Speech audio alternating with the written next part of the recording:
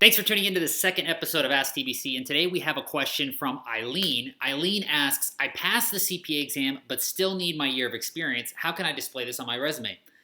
Eileen, that's a great question. Here's the thing. I can tell you this, and I will tell you, but I want to actually show you on an example resume what I have people do. But before we get into that, let me tell you, what I like to do is when you've actually passed the CPA exam, I mean, this is a big deal. I mean, this is something that's going to increase your earning potential 10, 20, 30, 40,000, 50, $100,000 potentially over the course of your career on an annual basis. It's a big deal. So you want to put it on your resume. It's also great because when you first start working, you're not going to be hung up with all the stresses of having to then go home and study after working a busy season or working, month-end close or whatever the case may be. So yes, you want to put it on your resume. The way I typically have people do it is by creating a new section, an entirely new section, and I just call it certifications. And in that section, I generally put 1 or 2 bullet points that will say, passed all 4 sections of the CPA exam, and then awaiting 1 year of experience. And I might even put something in there about, that you already have the 150-hour requirement. So we're sort of saying, hey, look, passed all the exams, have all the educational requirements, I just need a job, so hook it up. And so we're going to go ahead and take a look at an example resume right now, and I'll show you how that's presented. So let's get right into it. So here we are on the Bean Counter homepage, and if you go over here to where it says Shop, down here a couple of clicks is going to be Create a Flawless Accounting Resume that gets interviews.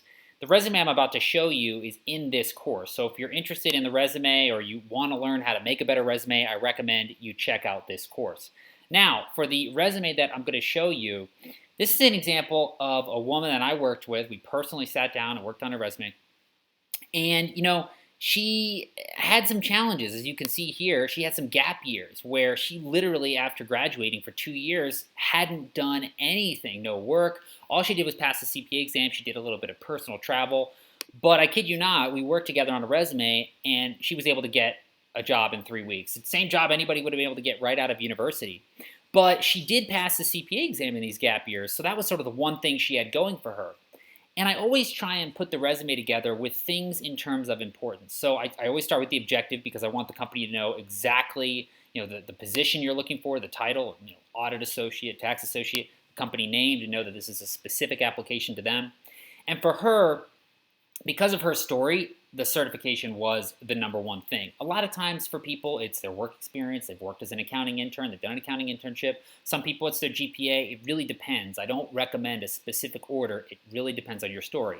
So in this story, she had the CPA passed, just like the question we had today. And here is how we chose to present it.